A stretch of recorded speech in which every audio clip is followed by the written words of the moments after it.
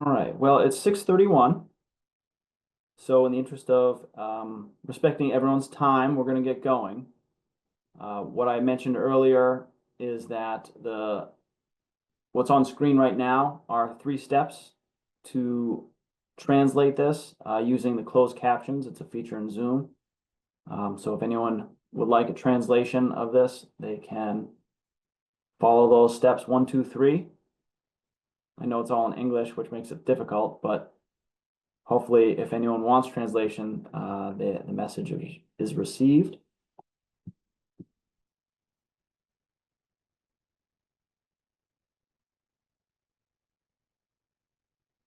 So we'd like to start off by welcoming everyone to the Fallbrook Elementary School project, public meeting number 3. This meeting is being recorded on Zoom, and it's going to be put on our website afterwards and also broadcast on Leominster TV for anyone who couldn't attend tonight.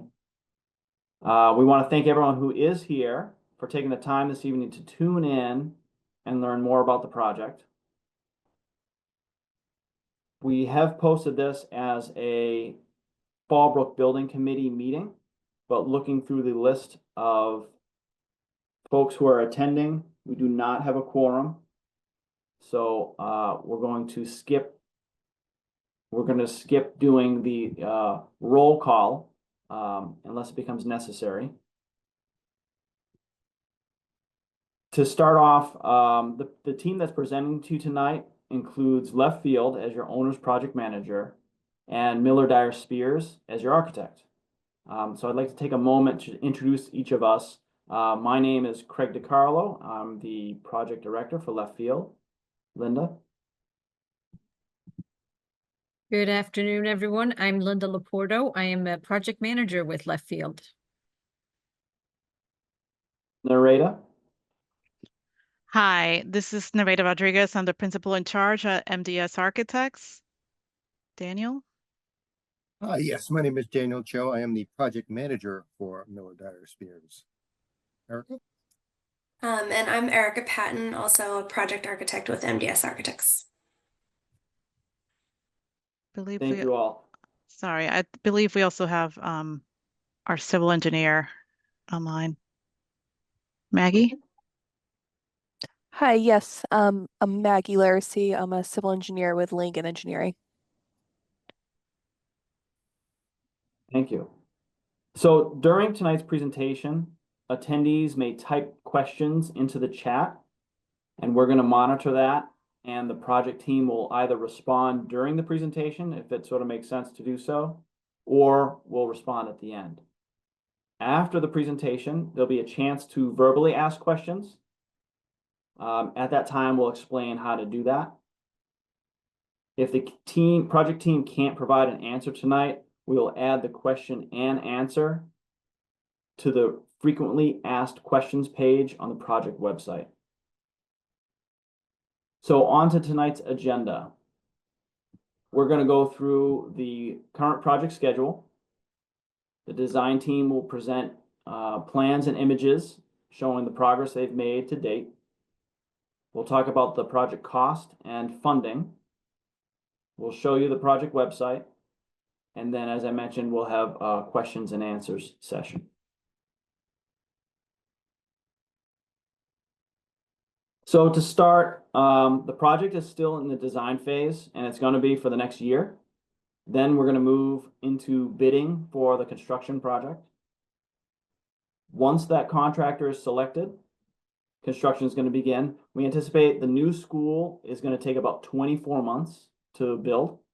Once that school is complete and furnished and moved in and open for classes, the existing school will be demolished, and then the site work will be completed.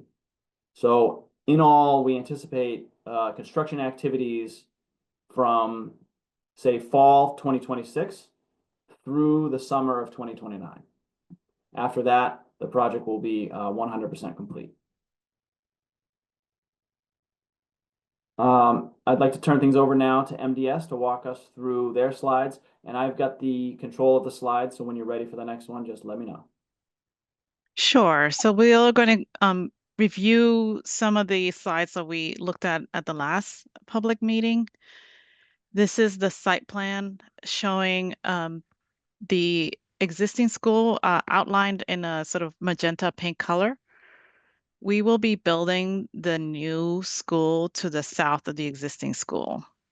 The new school will also have a new playground where around the location of the existing gym, and the fields where the building will occupy where the existing playing fields are. So the playing fields will be located to the right of the playground. There will be parking for staff and visitors. We will have 2 loops. The first loop is off of the Chico Drive, is for the buses. And the second loop behind that on the site plan is for the cars. The idea is to reduce the number of cars that are lining up on both the Chico and the Chico Drive and Union Street. The site will also accommodate deliveries and any kind of service vehicles off of the Chico Drive, and in order to allow for the traffic to Samoset Middle School to flow without having to go through the parking as it is now.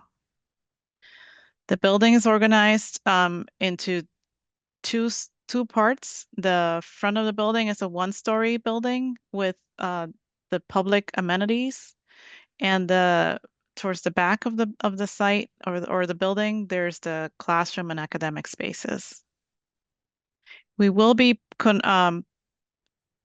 Daniel will speak a little more about how we're going to be protecting Fallbrook during construction to make sure that there is no damage to both the brook itself and to the creatures that habitate on the brook. Next slide, please. This is the first floor plan of the school. Now the main entrance is right off of where the car loop that you saw on the site plan, where you see the red triangle. When you enter through the doors, there'll be the main office to your left, where you would be allowed to go into either the main office if you're speaking to the principal or someone at the school, or if you're students coming off the bus or off your car, you go through the second set of doors to go into the main building. To the right, it's a gymnasium. And to your left is going to be the cafeteria, which will have a stage similar to how we have it now. And further down the corridor, there's the nurse's office and the sort of the more back of house service areas for the janitorial and storage. Then you coming through the corridor, as you go through the main part of the corridor into the lobby, there'll be another set of doors that will separate the gym and the cafeteria that allows for the community to use these spaces off hours and keep the academic areas off limits during that time. If you go through those doors, there'll be the OTPT right off of the gymnasium. And then further in, you'll see the music room and the art room. The space that's orange space is a project space that's part of the library. So there'll be abilities to have some learning there for the students, for both for the librarian to use that space or for teachers to use it during the day. The way the building is organized, we have the first, second, and kindergartners on the first floor. As you can see, the kindergartens are to the right of this plan, then the first grade and the second grade. And the idea for that is to have these neighborhoods of classrooms by grade, but that also allows for project space and other resource rooms to be near the classroom so there's less travel time for each of the grades. There is an elevator next to that project space to get from the first floor to the second floor. Next slide, please. On the second floor is a similar organization where with 3rd, 4th, and 5th graders, the older grades. And the main library is also on the hub of the second floor, which is shared with the art and STEM rooms. The STEM room is connected to the library in order to allow for that synergy and ability to have project spaces be shared and have some transparency between the two.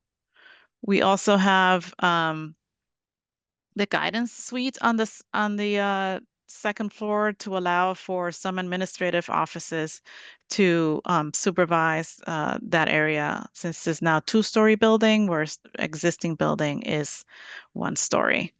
The school is about 30% larger than the existing building, and the orientation of the buildings is also allowing to capture the majority of daylight is east-west, so there's most of the windows are facing north or south, and it's also to reduce glare within the teaching spaces. Next slide. Erica? So I'm going to walk you through a few images of the interior of the building. You'll notice we don't have much color shown in these renderings. These are to really just start understanding the space and how the light quality is going to feel. And as the process continues, we'll be working with Lemonster and Fallbrook and the students and the teachers to decide on colors and materials. But so this is an image here of the main lobby. To the left there is the entrance to the administrative wing. And then to the right, at the end of the hallway, you'll see those 2 doors. Those are the doors that Narita was talking about, can be closed off after hours so that the community can enjoy the spaces and the classroom spaces can be kept safe. The door in the back left there is the door to the cafeteria with lots of natural light spilling in from above. And right in front there, where there's those 2 people sitting down, is the koi pond. We know it's really important to the school, and so we want to make sure we are recreating this space as a really special and important place for the entire community. Go to the next slide. So this shot here is of the cafeteria. And again, we are trying to capture as much natural light as possible in these spaces. So a lot of these bigger spaces have northern facing windows up high. So it's going to flood the space with really diffuse, beautiful light, and trying to keep the materials as natural and fresh as possible. We'll go to the next slide. This is another space upstairs. This is that sort of hub space where the media center meets the STEM room and meets the art room. And we want this to be a place where the students' work can be on display and student learning can be on display. So there'll be transparency through the spaces so that students can get engaged with what other students are working on. And again, here you can see lots of natural light. We want it to be really bright and open and airy. This shot here is of the media center up on that second floor. So very similar to what you saw downstairs in the cafeteria with those northern facing windows, letting in a lot of really beautiful diffuse light. In some of these spaces like the library and the cafeteria, we're hoping to bring in some wood structural elements to help create that feeling of warmth for the students. And something that's important, you know, in some of these bigger spaces is creating a variety of spaces for the students so that even if a student might be overwhelmed at a large space, they could have a smaller space that they could hang out in. So we're creating lots of nooks and interesting spaces for students to learn.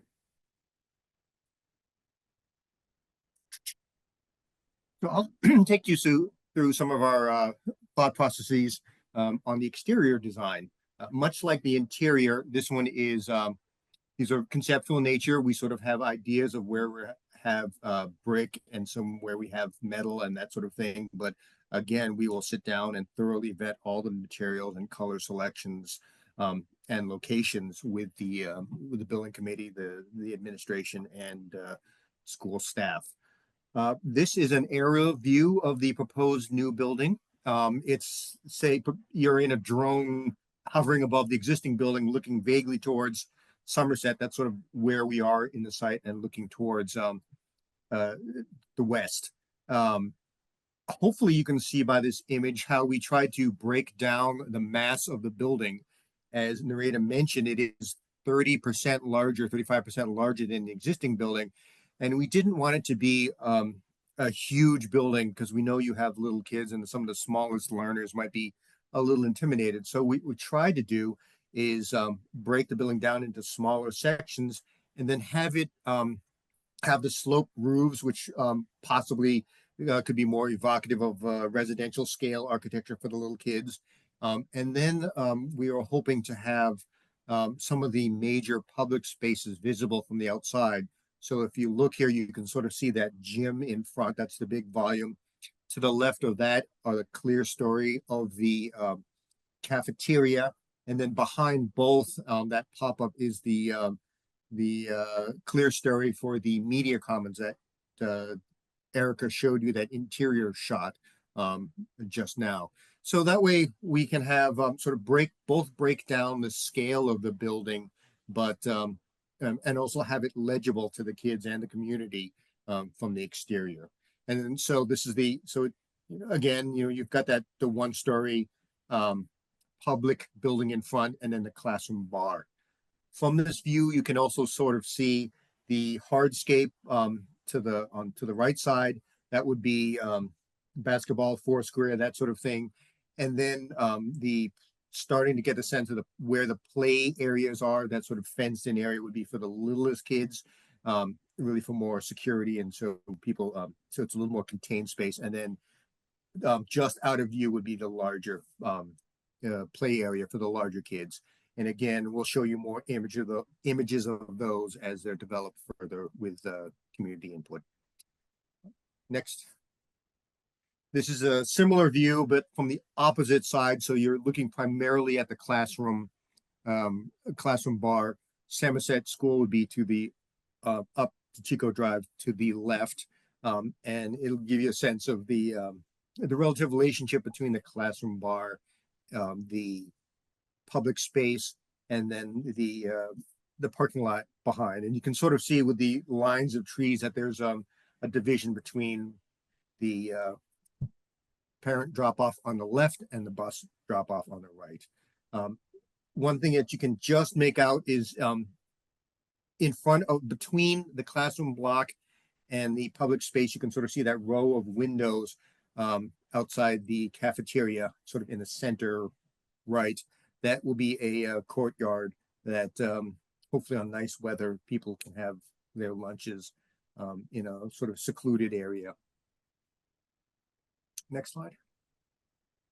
And then here's a sort of a more close-up view of the entry, and looking from roughly where the bus drop-off and the parent drop-off are sort of shared. They have a shared zone and sort of welcoming in. We have a we're studying, and we will continue to study sort of materials, but we're thinking of patterns of brick to give it a little more interest. Areas of natural wood, again, trying to be evocative of natural materials and healthy environments. And then you can sort of see the metal above and sort of dividing the scale of the building. So it's not just one large mass of brick, but it has different materials and possibly break the scale down. And then again, we've got that canopy in front. We're sort of jokingly calling it Jeff's canopy because that's somewhere where somebody can wait during all sorts of weather, but sort of where he can supervise, pick off and drop off, and or just anybody can wait out of the elements, but in front of the entry. Next slide. So this slide speaks to a little change of topic, but I think it was brought up last meeting on how we might protect Fallbrook from runoff and silt, that sort of thing during construction. So we will have as a requirement, the requirement for the general contractor to produce a stormwater pollution prevention plan, the SWIP as it's called, in which we will have requirements in the construction documents, and they will have to produce a plan that shows how they will implement these requirements, including also others and state regulations on how to limit and prevent runoff from impacting Fallbrook. And we will be including things such as the images you see here, you know, silt fences, the wattles to prevent just filter out water as it goes off site. We have in other projects required planting of exposed areas so that with grass which grows quickly, and so that holds the soil in place and it doesn't wash out in rain events. And then in other projects, we've actually had temporary swales would actually control and limit the runoff of water. So it basically stops the water, excuse me, slows it down, allows the silt to settle on, and then, you know, we have a series of these, so it really controls. You don't get the river of water rushing through the site and then eroding away. So measures like these will be implemented, will be required as part of the documents, and the contractor will be required to follow them to limit any damage to Fallbrook and the surrounding area. Next slide. So that was during construction. I think we also wanted to speak a little bit about sort of the permanent, the post-construction permanent measures. And we have several features that we're including. One of them is sort of the top drainage structures. We will have underground drainage structures, which all the various different catch basins, stormwater collection areas will funnel through these areas, and that sort of allows the water to slowly recharge into the groundwater and not overwhelm either the stream or any of the other measures, and that greatly helps environmental damage or pollution or that sort of thing.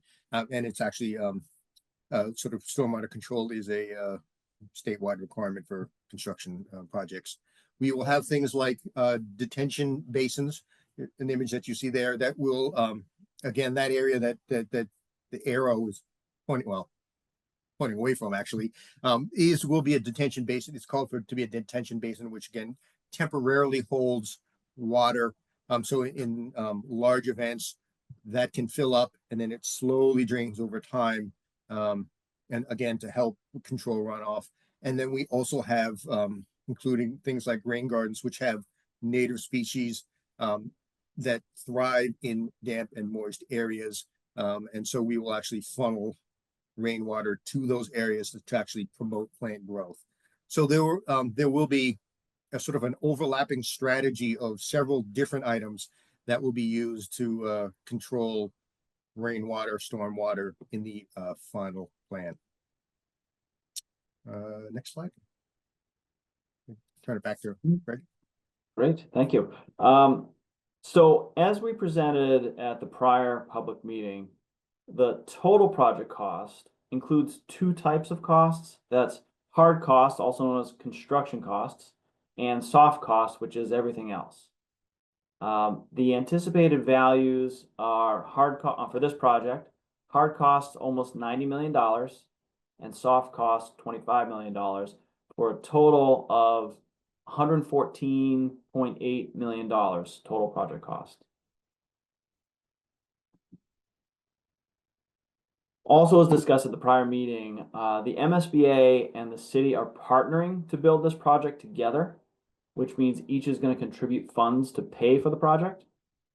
Presently, the total project budget is under review by the MSBA's project management team. We anticipate that this project is going to be presented to the MSBA Board of Directors at their upcoming meeting on April 30th. And we also anticipate that the board will approve what's called a project scope and budget agreement. In that agreement, the MSBA is going to confirm the anticipated cost sharing by establishing the maximum grant amount that they're going to contribute, and thus the minimum amount that the city will contribute.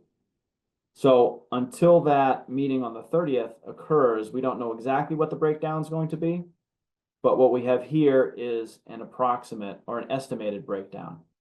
So Total project cost again, 114.8 million estimated. The wedge of the pie that's in blue is the district share. The wedges of pie that are in orange are what we anticipate the MSBA is going to contribute.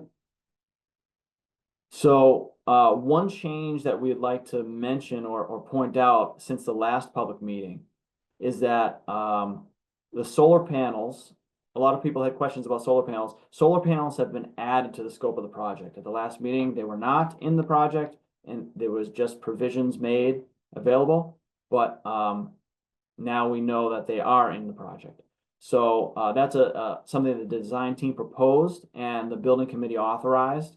And doing so has helped the project access additional funding from the MSBA through their Green Schools program. So that's the kind of light orange wedge of the pie. That's MSBA Green Schools program. We anticipate that'll be bringing almost $3.5 million more to the project. So for the slice of pie that's blue, that's the city's share.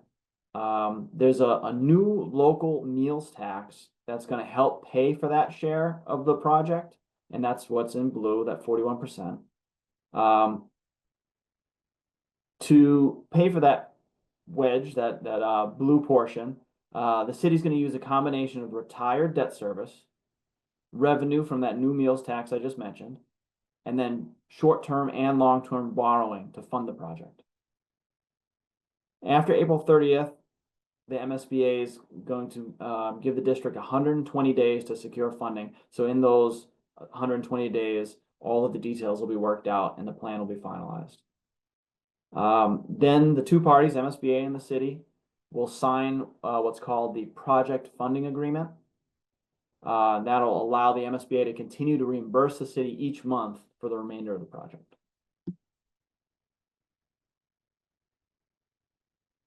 We'd like to point out again or call attention to our project website. It's one of our main tools for communicating with the public.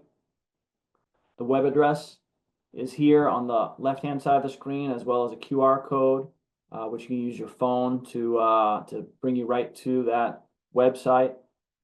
On the right-hand side is a screenshot of the home page, and it's somewhat small, but you can see there are tabs at the top of the page for different types of information.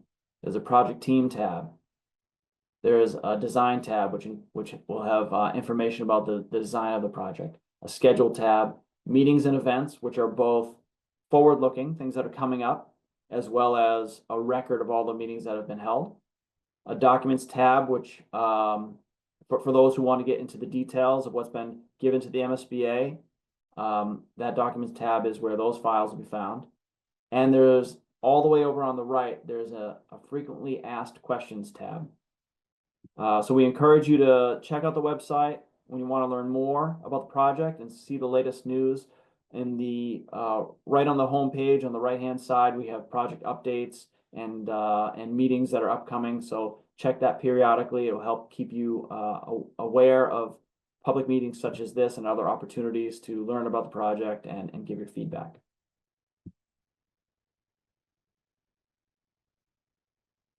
So that's the end of our formal presentation. So we'll take a quick peek at the chat to see if there are any questions there. We'll take a stab at responding to those, and then we'll open up the floor to any questions or feedback that you might have, which you can give verbally. If you want to do that, if you want to speak, we would ask you to click on the React button, which is at the bottom of your screen. You can see that big red arrows pointing to it. Then you'll click on the Raise Hand button. That'll show us who wants to talk and sort of give us a rough order. We'll attempt to call on you in order, but please forgive us if we get the order wrong.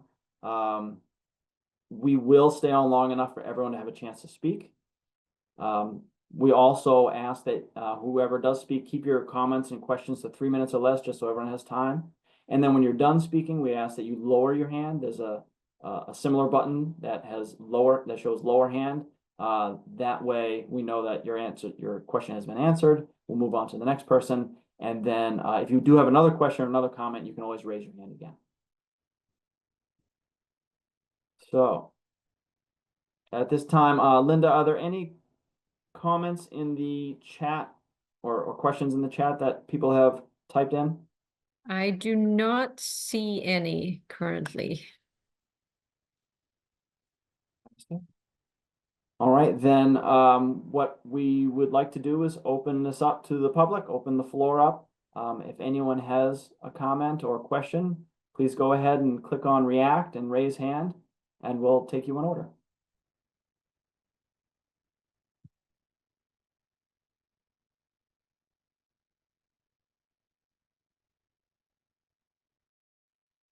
Something that we always like to do is get feedback or comments from the public. If you were at the previous meeting and there were a good number of questions and comments brought up, and we've taken those and kind of distilled them down and put them in the FAQs. So if you have a question now, it's a great opportunity both for you to get kind of a live answer as well as for us to find out what the public is thinking about, what you're concerned about, what your hopes for the project are, anything that you've got.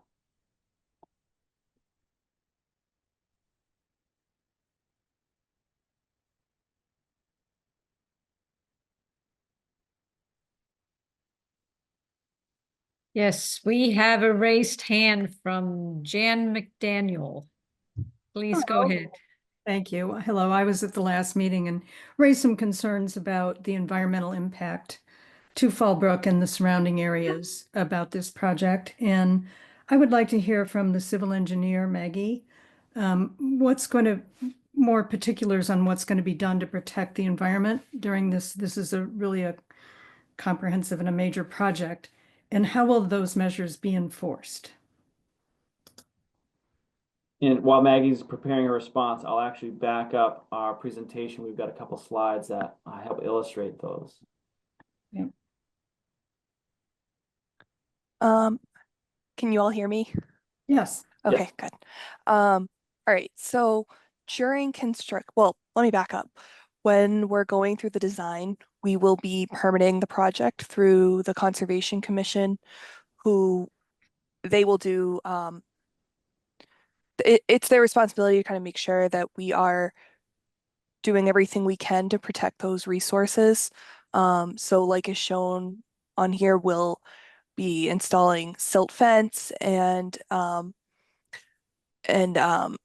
wattles to prevent runoff from going into those areas.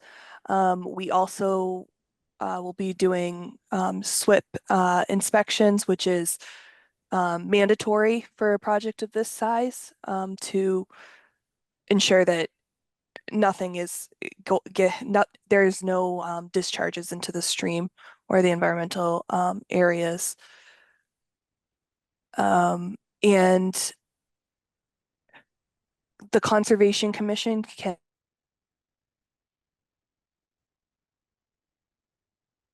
if you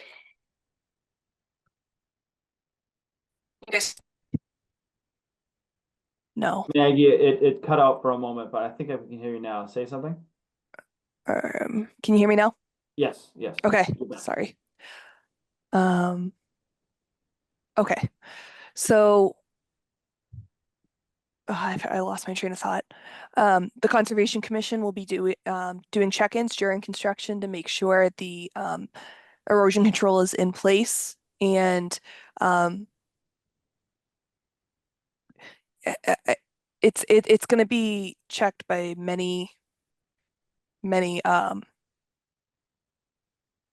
agencies, I would say, and consultants to make sure that that doesn't happen. And so that's during construction, and then there's this slide that MDS put together for probably with Langen's assistance for post-construction. Yes, so this is our kind of schematic design of how we're going to treat stormwater runoff when the building is constructed and the site is completed. So this stormwater system has to be designed to the Massachusetts Stormwater Standards, which Mass DEP enforces, which means that we have to recharge a certain amount of water back into the groundwater. It has to be treated to certain standards before it's discharged back into surface waters of any kind. It requires that we remove 90% total suspended solids, 60% phosphorus, and that will likely go through peer review. So another engineer will review our design and ensure that it meets those standards. Mass DEP will review it. The Conservation Commission will also look into our design and make sure that we're doing everything we can to protect Fallbrook. And just jump in terms of just holding the contractor accountable. As Maggie mentioned, there are several both engineers and agencies who will make site visits to make sure that these protection measures are being followed and most importantly maintained, and so that in our disposal there can be a series of fines. We can hold money from the contractor, that sort of thing, in order to ascertain that they are actually following through with what they're required to do. Yep. The Conservation Commission can also, if they observe something that violates order conditions, they can fine the contractor daily. So can the state if they so happen to make a site visit. So, but we don't like it to get to that point. So, and it typically doesn't. So. I think everyone recognizes the importance of protecting our natural resources. So thank you for the question and thank you for those responses.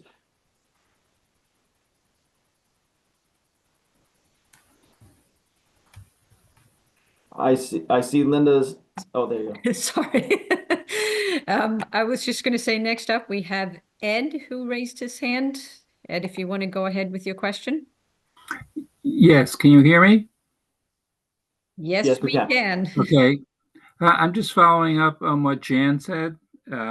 Will there be a sort of a comprehensive stormwater management plan for the entire project, including all phases of it and the demolition of the old school? Short answer, yes, absolutely. Okay. Because I think the thing is that what it gets broken down into pieces that it's hard to figure out how everything fits together. Mm-hmm. And so looking for an overall stormwater management plan, not necessarily in great detail, but enough to understand what's going to happen with it. And that would also include landscaping, O&M, all of the different things taking care of the stormwater devices. And one question that I would have as I was seeing Daniel's nice presentation, thank you, Daniel, is where's the water going to go from the buildings? Is that going to go underneath or is that going someplace else? Sure. So you can see, first I'll answer the stormwater management plan. So we recognize that there's kind of three construction phases to this, and we are working through kind of a plan of how we're going to manage while the new school is getting built and the rest of the site is active, how we're going to manage to keep the environment safe and the erosion controls and that sort of thing, where we'll stockpile soils. That will be part of our stormwater report. That's also required to be part of that notice of intent filing. And also for the site plan review, it's very comprehensive. You seem like you know a lot about this, so you may be an engineer or something, but it's a comprehensive report that has O&M that will be required to be handed off to the town to implement and check these drainage structures. So the way we have this schematically designed at this point is that the new school, the roof drains will be tied into that drainage structure. It's proposed to be below the parking lot. And this will infiltrate as much as possible as the soil conditions allow. And then that will overflow in a major storm event, it will overflow into the detention basin to kind of the plan west of Fallbrook, where it will hopefully infiltrate again. And then what doesn't infiltrate will run off into Fallbrook. However, the parking lot also will have proprietary stormwater water quality devices that will remove sediment, any pollutants before it goes into that basin. The basin's also going to have a forebay to remove more sediment so that it is up to the state standards for discharge. And also at the front of the site, closer to the Chico Drive, there's a rain garden that will treat and infiltrate water before discharging across the Chico Drive into an existing outfall. Something that got mentioned a couple times is the O&Ms, and that stands for operation and maintenance. Either Maggie or MDS, would you like to just Ed may know all about it, but would you like for the rest of the public sort of mention what those things are? Yeah, sure. So like for example, those big yellow tube looking things on the screen are underground chambers. So they store runoff and infiltrate it percolates into the ground to recharge groundwater, but sometimes sediment gets in there. It needs to be cleaned out. So we provide we design inspection ports into these systems, and the O&M calls for like a truck to come in and kind of clean these systems out once or twice a year. Same with catch basins on site. They should be better vacuumed, I would say, essentially, to remove the sediment so that everything is functioning properly, so they don't become filled with dirt. Detention basins, they'll need to be, or the infiltration basin, if we get a large storm, sometimes sediment washes into those that would need to be cleaned out so that it functions properly. And same with the rain garden. So planting plans, making sure those are taken care of, and the plants are surviving appropriately. But it gives the city, and whoever's maintaining the site kind of like a recipe of how to maintain these systems. Who will maintain them? Who will That will maintain be- the systems? That'll be up to the facilities staff of the school. So part of the turnover of the building, so end of the project, all the work is done.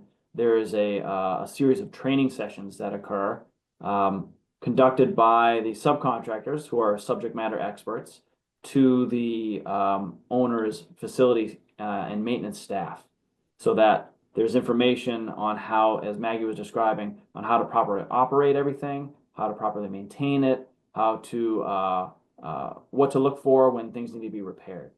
The idea is that these schools that are MSBA projects or any projects, they're supposed to last 50 years at a minimum.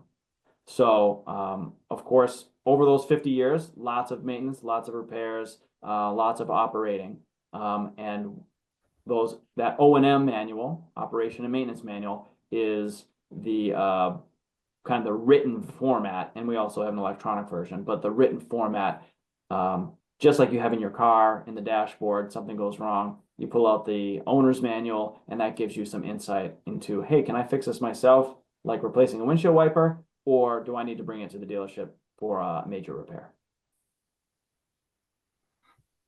Thank you. Will there be direct discharges into the brook? When you say direct, Direct stormwater discharges, right, pipes. there are existing outfalls to Fallbrook right now that we're going to be connecting into. However, right now stormwater is not being treated at all or attenuated. Mhm. We'll be, like I said before, we'll be designing the system to the Mass Stormwater standards, water quality standards, but also another thing we have to design to is mitigating peak flows. So discharge right now, we have to be less than what's existing. So we have to either Great. infiltrate that or detain water.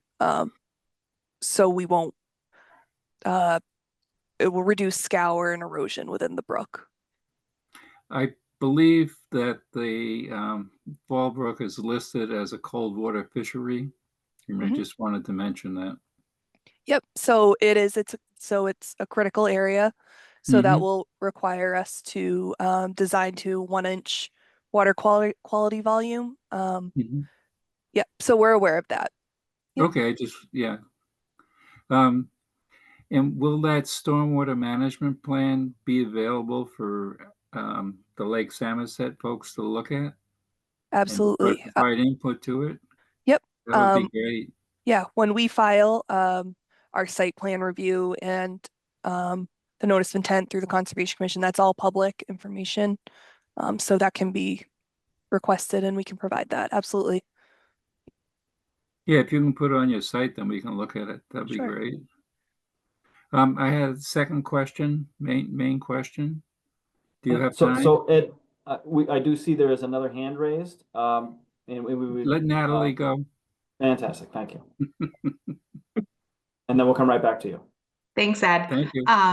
I know some other folks have asked questions in the past meetings about the solar plan.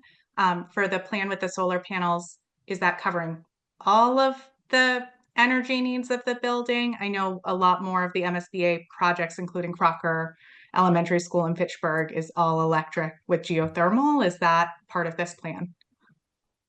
Great question. I'll take a very high level stab at it, and then anything I miss, Daniel, Erica, and Narita, you can fill in. So we did look at, the design team did look at a geothermal system for Fallbrook, which would be a move towards net zero energy use. The whole concept of producing on site as much energy as you use on site over the course of a year. So we looked at it and found that it was prohibitively expensive. So that's it. So we will not have a geothermal ground source heat exchange system. However, we will have photovoltaic array on the roof. I believe it has been designed for, so the entire roof is not available. Portions of it face northern light, which is not what you want. And portions of it will have mechanical equipment residing on it. So the design team has found enough space for, I think it's a 250 kilowatt system that will not provide all of the electrical needs for the school. I believe it was north of 10% of the anticipated electrical needs. So it will be offsetting. It'll help reduce the cost of energy to the school, and it's a move towards reduced dependence on carbon and fossil fuels. So it's definitely a sustainable measure that the building committee has decided to add to this project. Thank you. So,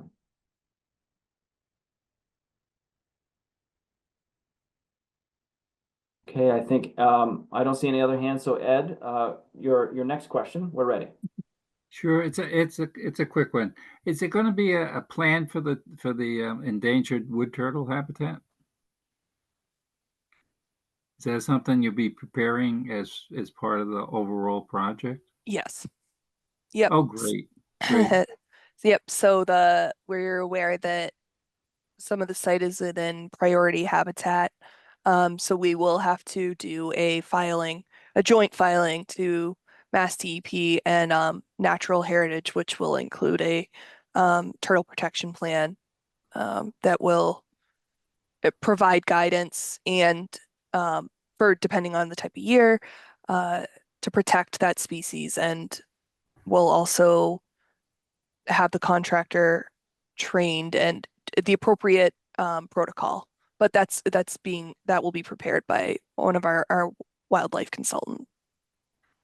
Because I see on the natural heritage that that area is all designated as a priority local habitat.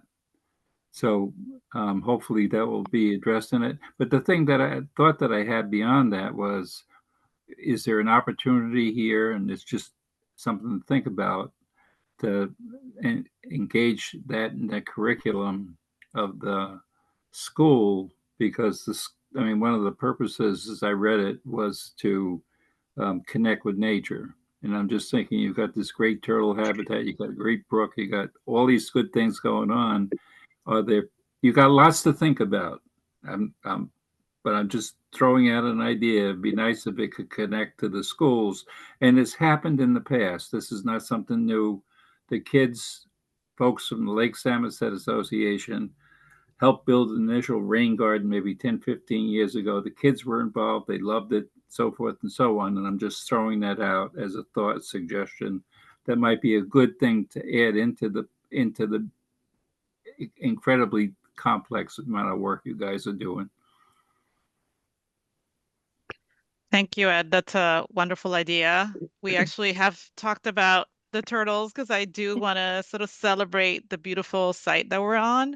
And we've talked to our landscape architect about having outdoor classroom spaces and sort of natural areas that could emphasize, the brook and the turtles.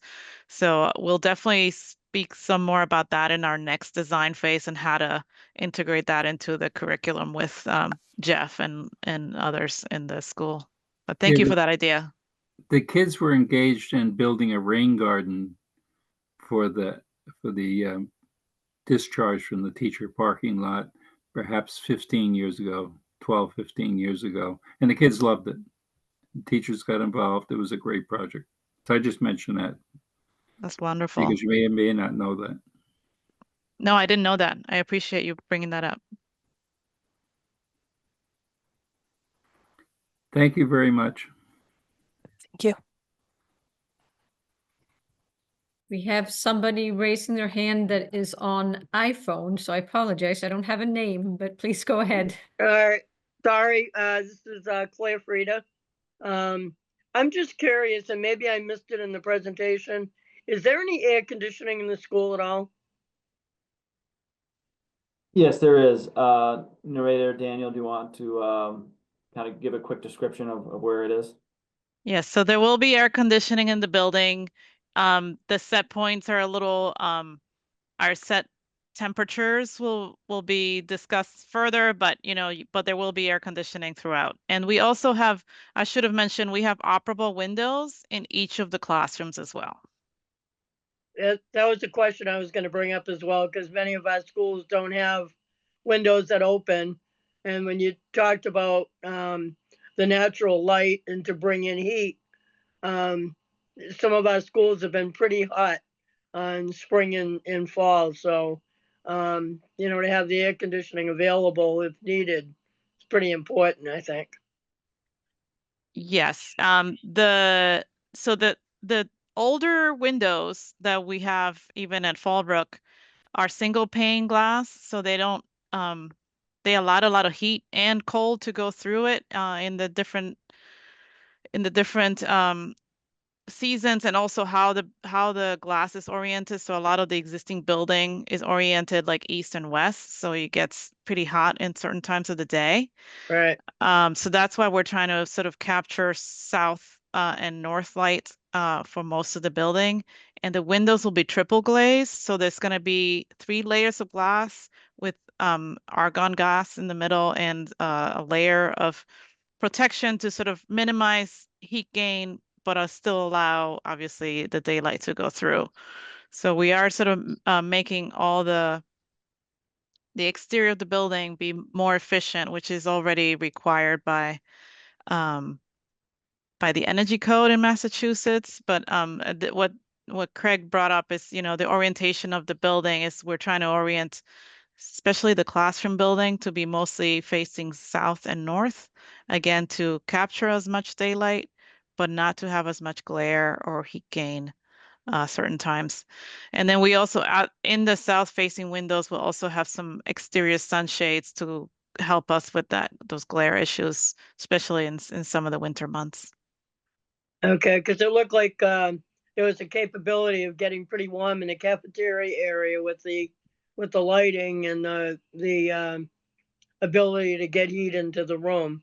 So I just think it's while we're doing it, now's the time to be looking at that.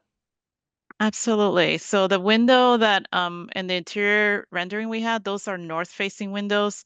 So there's a nice diffuse light that doesn't get as hot. And then those windows that are facing the courtyard that Daniel mentioned, we'll also be looking to see how much glass. We haven't sort of fully developed that yet, but the windows on this rendering, the windows to the left of this view, we'll be looking to see how much glass we'll add to that and how much shading, again, to reduce the amount of heat that goes into the building. Well, those are very good points. I appreciate that.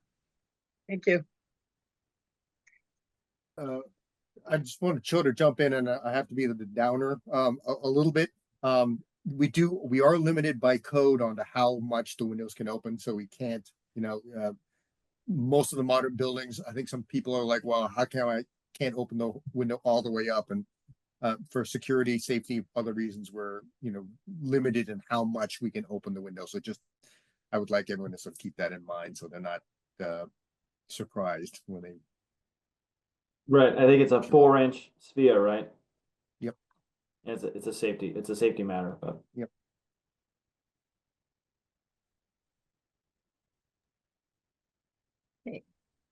I don't see any hands up other than Ed. I don't know if you had another question or if you just didn't lower your hand after your questions. No, I have one short question.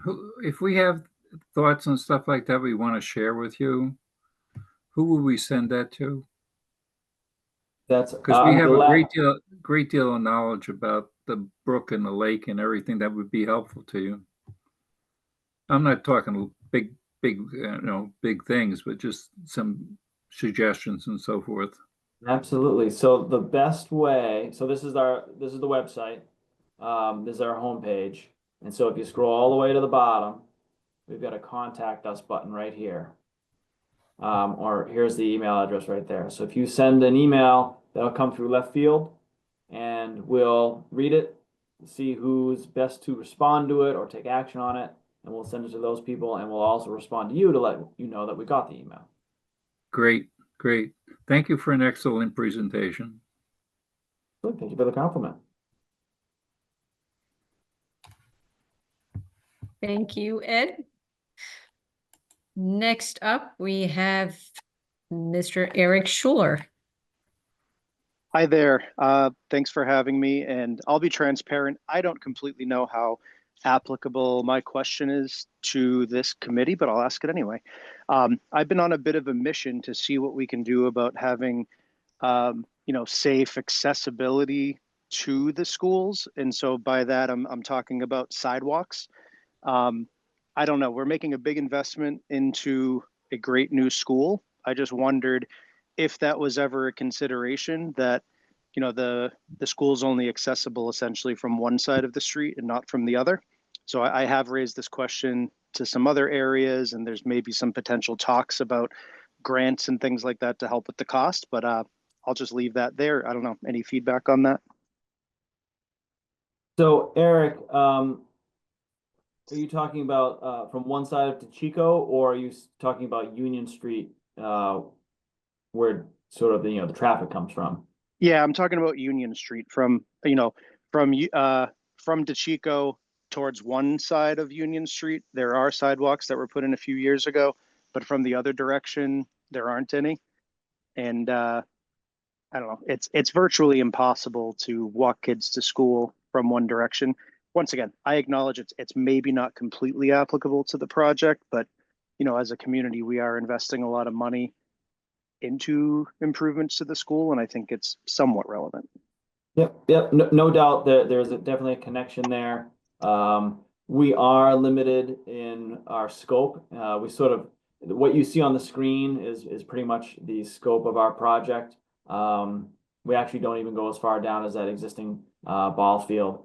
So we are limited in the zone of impact that we're having, but we definitely hear you that the ability for pedestrians to access spaces either on foot or by bicycle is important for communities.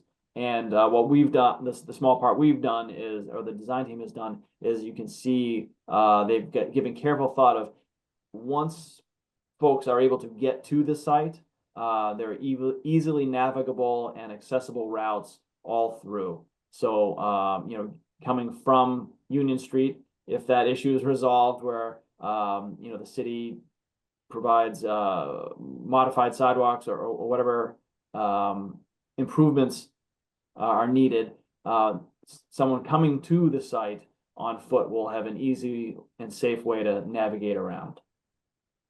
Okay, no, that makes total sense, and I'll continue to see what I can do in other channels, but I just at least wanted to bring it up, and thanks for the thoughtful answer.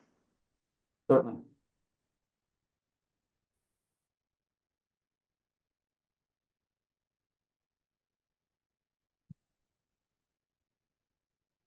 All right, so it's a couple minutes past 7:30.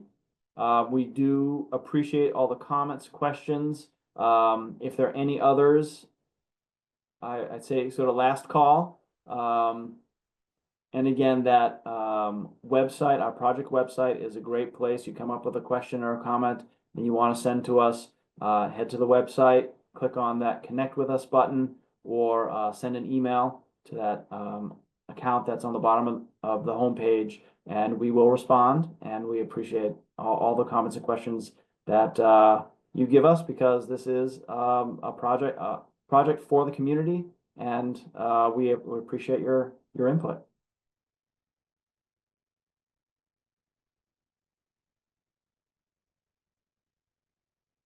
Not seeing any other hands, I'd like to thank everyone, the presenters, MDS, and Langen, and thank all the folks who took the time out of your evening to join us.